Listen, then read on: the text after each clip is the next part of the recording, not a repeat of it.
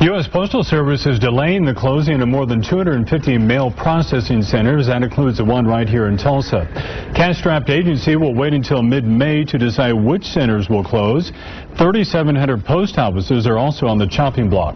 Postal Service is expected to lose a record $14 billion next year. If Tulsa's facility closed, first-class mail could take an extra day or two because it would have to go through Oklahoma City first.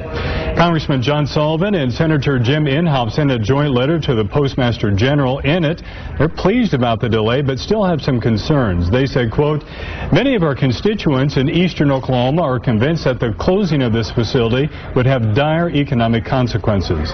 They also demand written answers to 7 questions. You can read the entire letter and the questions. Just go to K2L.com. There's new information about a plan to save Oklahoma jobs and your mail service. Congress is postponing offices and distribution centers from shutting down. We know it's important to you, so Weekend Morning anchor Dan Thomas is live for us. And Dan, what are Oklahoma lawmakers doing to try to help us?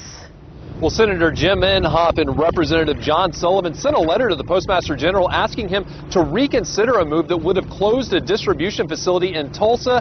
Now, if that facility was closed, it would have sent 600 jobs here to Oklahoma City. Tulsa estimates that it would actually cost money to close that facility and have all that mail shipped to Oklahoma City for processing and then be sent back to Oklahoma City. They say that would cost about $2 million extra, but the post office says they disagree, that it would actually save $11 million by closing the Tulsa plant. Well, the Tulsa Metro Chamber of Commerce fired back, saying closing that plant would cost the Tulsa economy $60 million. Well, here's what Inhofe and Sullivan argue in their letter. They say, we are skeptical of the reasons for a facility that has been proven to be a vibrant business tool for a large metropolitan area. Well, apparently someone in Washington was listening, because just yesterday the post office announced that it will delay any kind of closure until May. That gives the Senate time to come up with enough cash to keep those facilities open for the post office. Reporting live in Oklahoma City, Dan Thomas, Eyewitness News 5. All right, Dan, and if Congress can't find a solution, more than 250 mail processing centers and 3,700 post offices will close across the state. Tulsa's mail processing center is getting 5 more months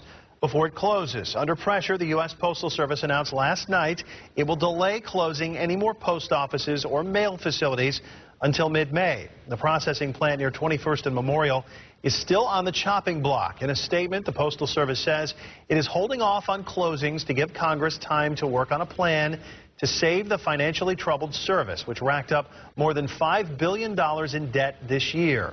Oklahoma Senator Jim Inhofe and Congressman John Sullivan have written a letter to the Postmaster General demanding answers as to why Tulsa's mail center is on the chopping block.